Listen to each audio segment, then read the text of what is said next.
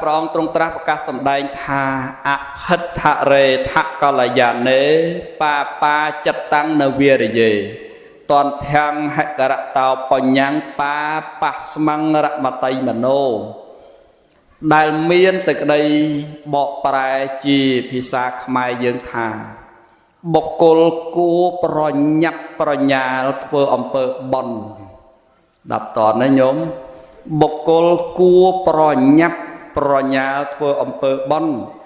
គួរខាត់ចិត្តចាបាបព្រោះថាកាលបើបុគ្គលធ្វើបុណ្យយឺតយូរចិត្តរមែងត្រេកអរចំពោះបាបក្នុងសក្តីនៃពិគាថានេះបើយើងនិយាយឲ្យស្រួលស្ដាប់វិញថាគប្បីប្រញាប់ធ្វើបុណ្យឲ្យហើយទៅជាពិសេសខណៈចិត្តដែលចង់ធ្វើបុណ្យនឹងឯងកុំទន្ទឹងរង់ចាំកុំលើកទុកថានៅពេលនេះពេលនោះពីព្រោះថាចិត្តរបស់មនុស្សយើងនេះវាតែងតែប្រែប្រួលណាញោមបាសិកាលឿងហុងអីស្ដាប់បានណាញោមណាហ្នឹងព្រោះចិត្តនឹងវាចេះតែប្រែប្រួលអារម្មណ៍ដែលថាចង់ធ្វើនេះវាអត់ថត់ថេរណាញោមណាម្ដងចេះម្ដងចុះអញ្ចឹងបានព្រះអង្គប្រាប់យើងថាប្រសិនបើខណៈនឹងចិត្តយើងត្រេកអររីករាយសប្បាយចិត្តនៅក្នុងការសន្សំកុសលហើយក៏បីប្រញាប់ធ្វើឲ្យហើយទៅកុំទុកបើកាលណាតែយើងទុកអាចចិត្តដែលយើងចង់ធ្វើបុណ្យទាំងអំបាលមានហ្នឹងណាញាតិញោមចិត្តហ្នឹងវាអាចនឹងរលត់ទៅវិញដូចជាប្រទីបហើយជំនួសមកវិញនៅបាបណាញាតិញោមព្រោះវាកើតតែពីរញោមបុណ្យហើយនឹងបាបនឹងឯង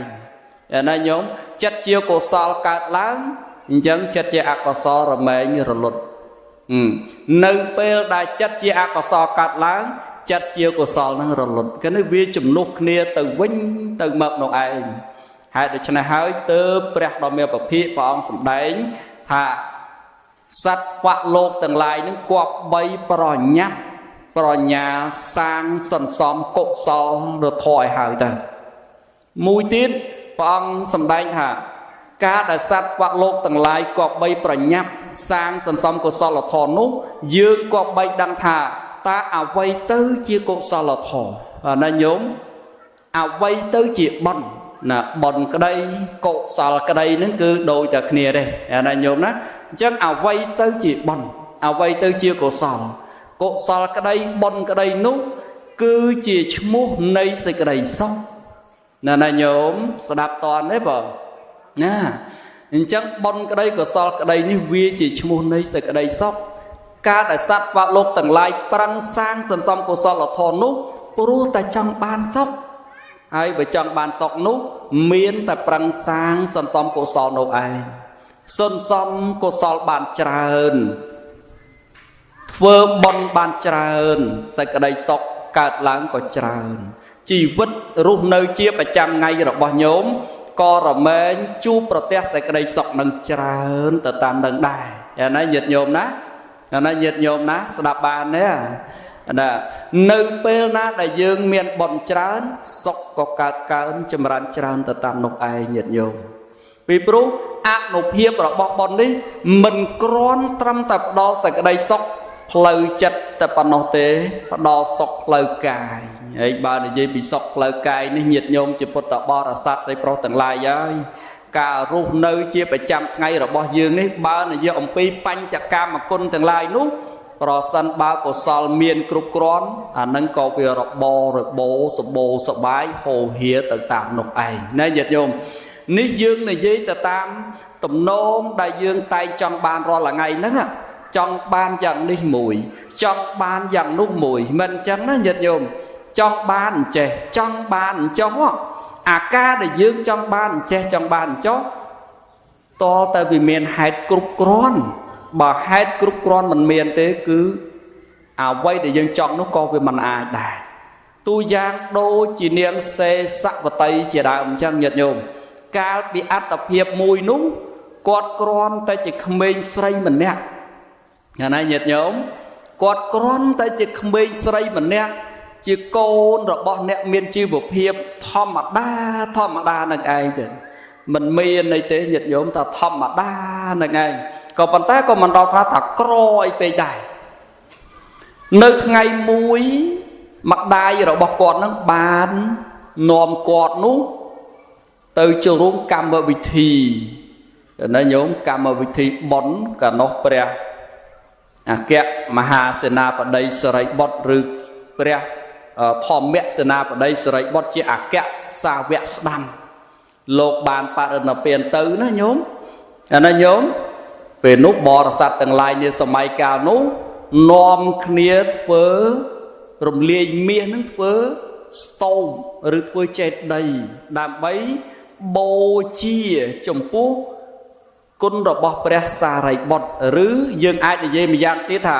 ដើម្បីតម្កល់នៅព្រះសារីរិកធាតុព្រះសារីបុត្រស្ដាប់បានណាញោមបើយើងនិយាយសាមញ្ញតម្កល់នៅអធិធាតុអញ្ចឹងណាញាតិញោមណាស្រាប់តែកូនស្រីនឹងសួរទៅម្ដាយសួរថាម៉ែតើគេធ្វើអីហ្នឹងម៉ែនឹងក៏ប្រាប់ថានេះគេកំពុងតារីអង្គានៅមាសដើម្បីរំលាយធ្វើចេតិយកូនណាញាតិញោមហេតុតែជាអ្នកមាននិស្ស័យល្អពីបពេមកនោះបានរុញច្រានគាត់គ្រាន់តែស្ដាប់ឮម្ដាយថារំលាយមាសដើម្បីបូជាចំពោះបុគ្គលដែលមានគុណធម៌ខ្ពស់បែបហ្នឹងហើយមិនដឹងថាព្រះសារីបុត្រនឹងជានរណាផងណាញោមកូនក្មេងណាក៏សូមអនុញ្ញាតម៉ែថាខ្ញុំនេះមានជាកវលណាញោមឬមានជាកងដៃនឹងឯងអញ្ចឹងសូមអនុញ្ញាតម្ដាយហ្នឹងដើម្បីយកទៅរំលាយនឹងឯងញាតិញោមជាពុទ្ធបរិស័ទស្រីប្រុសទាំងឡាយលុះពេលដែលកុមារនឹងកុមារីនឹងគាត់រុះរៀនអីថ្ងៃក្រោយគាត់ចែកឋានទៅណាញាតិញោមគាត់បានទៅកាន់អត្តភាពនៅក្នុងទេវលោកសំគួរតាមសេចក្តីល្អដែលគាត់បានធ្វើលុះគាត់បានចុះចាប់បរិសន្ធិជាមនុស្សលោកជើងវិញនេះគាត់បានកើតនៅក្នុងគ្រួសារអ្នកស្រុកអីធម្មតាអញ្ចឹងមិនមែនកើតក្នុងត្រកូលអ្នកមានទ្រព្យសម្បត្តិអីច្រើនទេក៏ប៉ុន្តែគាត់ជូននៅថ្ងៃមួយនោះមានកដុំពីរម្នាក់ដែលគាត់មានទ្រព្យសម្បត្តិច្រើនយ៉ាងសម្បូរក្រោយអំពីឪពុកម្ដាយគាត់ស្លាប់ទៅ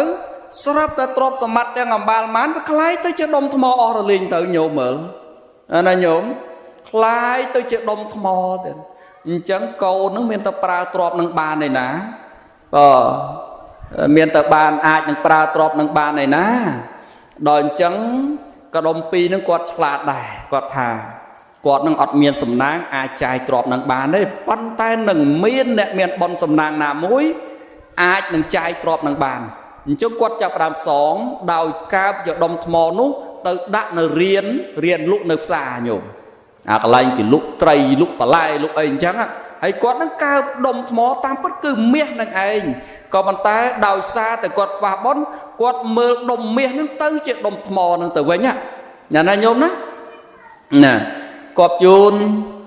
ស្ត្រីនោះគាត់បានទៅផ្សារដើម្បីទិញប្រេងហេតុតែបុណ្យដែលគាត់បានសន្សំពីអតីតជាតិមកណាញាតិញោមណាបណ្ដាលឲ្យគាត់ឃើញដុំថ្មទាំងឡាយដែលសទ្ធិ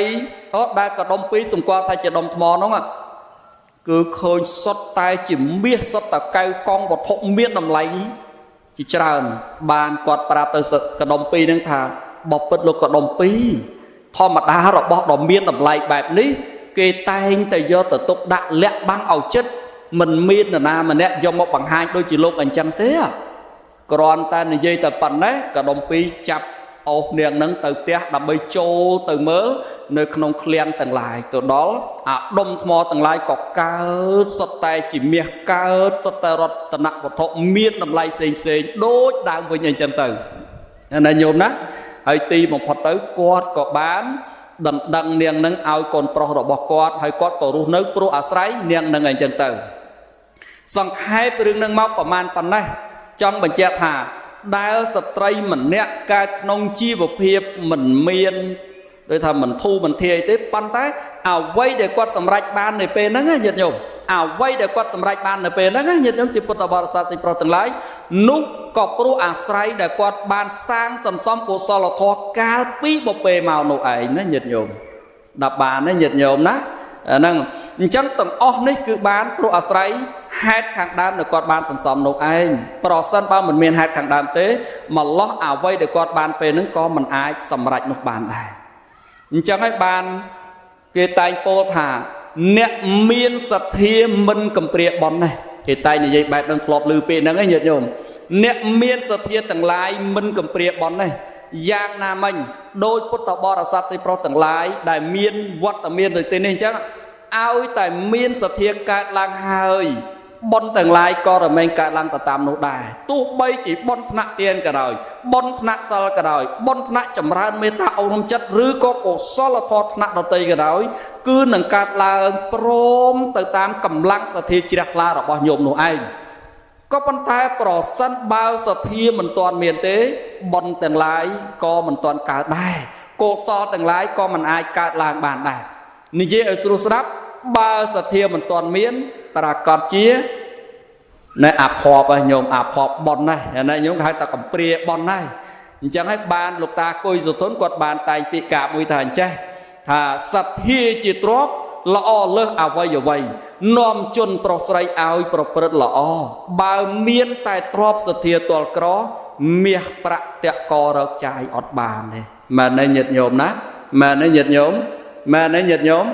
ទោះបីជាមានទ្រព្យច្រើនប៉ុណ្ណាក៏ដោយបើសទ្ធាមិនមានហើយណាញាតិញោមណាมันអាចដូចញោមចំណាយជាង $10,000 កសាងដំបូលសាលាឆាន់យ៉ាងសង្ហាស្រស់ស្អាតប៉ុណ្ណឹងទេមែនទេញាតិញោមនឹងដោយសារតែញោមមានសទ្ធាហើយញាតិញោមផ្សេងដែលមានវត្តមានទីនេះទោះបីថាញោមមិនបានផ្ដាច់មុខនៅក្នុងការកសាងដំបូលយ៉ាងណាក៏ដោយចុះអាត្មាជឿថាញោមសុទ្ធតែបានរួមចំណែកទេចូលតិចទូចស្រួយស្ដាងបើទោះបីជាអាត្មាមិនបានប្រកាសក៏ដោយណាញោមណាអាចនឹងចូលហើយព្រះអង្គអើយខ្ញុំកដាសុំចូល10000ក្តី20000រៀលក្តីឬក៏ប៉ុណ្ណេះប៉ុណ្ណោះរហូតដល់$100-200អាហ្នឹងញាតិញោមសុទ្ធតែមានចំណែកនៅក្នុងហ្នឹងអាហ្នឹងណាញាតិញោមតែចូលរួមអនុមោទនាជាមួយនឹងម្ចាស់សទ្ធាធំគឺឧបាសិកាដែលមានវត្តមាននៅទីនេះណានៃញាតិញោមណាដែលគាត់ជាចំហដ៏ធំដែលអាចចំណាយថវិកាជាង$10,000នៅក្នុងការកសាងដំបូលសាលាឆាន់ថ្មីនេះ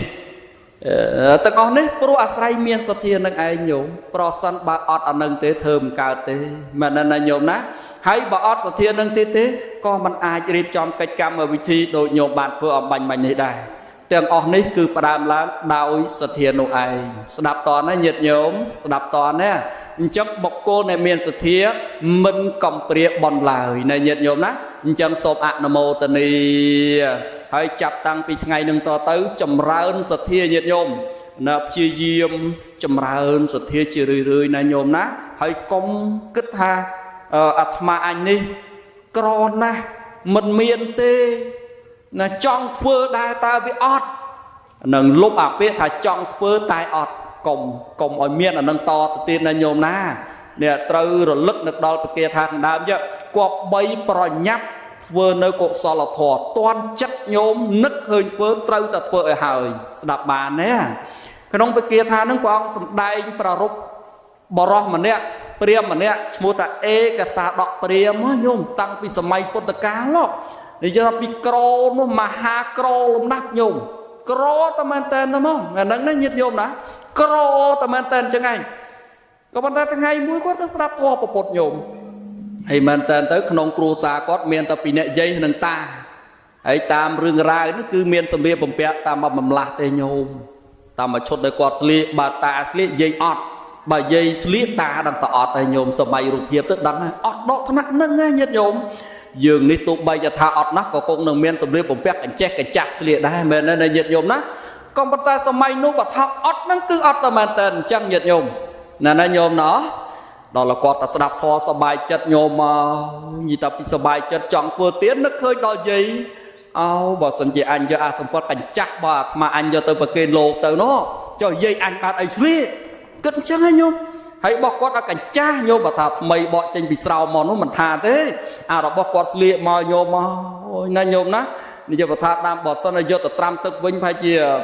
ណាកាហ្វេនៅពណ៌ល្អជាងក៏មិនដឹងដែរតាមមើលណាញាតិញោមចម្រើនពណ៌ទៅ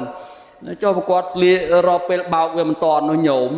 ណាយាយស្លៀកផងតាស្លៀកផងដូរទៅដូរមកដូរទៅដូរមកនឹងឯង ប៉ុន្តែដោយអំណាចសទ្ធាគាត់ពុះដោយថាពុះកញ្ជ្រោលឡើងខ្លាំងមែនទេគាត់យកទៅថ្វាយដល់ព្រះនឹងឯងញាតិញោមអញ្ចឹងហើយបានព្រះអង្គសម្ដែងប្រកាសថាហ្នឹងថានឹកឃើញហើយក៏បីធ្វើកុំបង្អែកុំបង្អង់កាលណាចិត្តរបស់យើងតែយើងអកសើតែបន្តិចពេលនោះអាចិត្តចង់ធ្វើបន់ប្រកបជាសាបសូន្យទៅហើយជំនួសមកវិញចិត្តជាអកុសលហើយណាអាចិត្តនោះវាត្រេកអរអ្វីផ្សេងដែលមិនមែនជាកុសលយ៉ាងពិតប្រកបណាស់ហើយអានេះញាតិញោមស្ដាប់តនេះញាតិញោមខាងក្រោយញាតិញោមណាហ្នឹងហើយអញ្ចឹងឈប់គិតថាចង់ណាស់ព្រះអង្គតែខ្ញុំកណាអត់អាណាញោមក្នុងបញ្ញកិរិយាវត្ថុ10យ៉ាងដែលព្រះពុទ្ធព្រះអង្គសម្ដែងមានទានតែមួយទេ9ទៀតអត់អស់លុយ1រៀលញោម9យ៉ាងទៀតអត់អស់លុយ1រៀលទេសិលនៃញាតិញោមណាសមាទានសិលណាញោមសមាទានសិលគ្រាន់តែយើងតម្កល់ចិត្តអធិដ្ឋានវាចា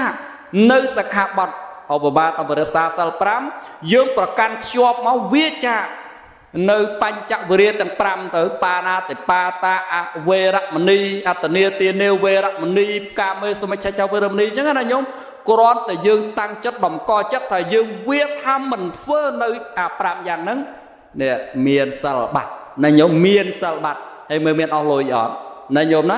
ដូចស្ដាប់ពធទេសនាអញ្ចឹងណាញោមណាមានអស់លុយអីញោមថាយីមិនអស់លុយយ៉ាងម៉េចព្រះអង្គខ្ញុំកណាចូលបូជាពធដែរណាតទេអានេះវាសេចក្តីជ្រះថ្លារបស់ញោមបូជាពធបូជាធម្មកថានឹងទេតើក៏ប៉ុន្តែការស្ដាប់ពធទេសនា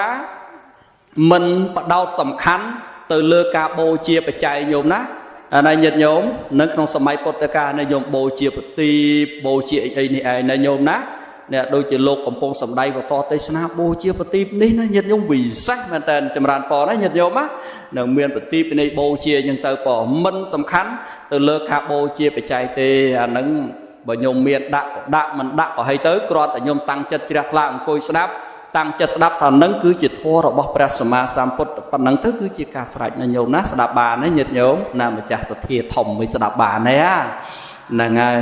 ណាប៉ុន្តែញោមអញ្ចឹងអីក៏មានអញ្ចឹងស្ដាប់ផងដាក់ផងអីចឹងទៅណាញោមណាសិលក៏រក្សាទានក៏ធ្វើអីចឹងទៅបានទាំងព្រមអីចឹងទៅណាញោមណាហ្នឹងហើយបើអញ្ចឹងអាត្មាមិនចង់ឲ្យវែងពេកទេណាញាតិញោមអញ្ចឹងការសម្ដែងលើកឡើងមកប្រមាណប៉ុណ្ណេះដើម្បី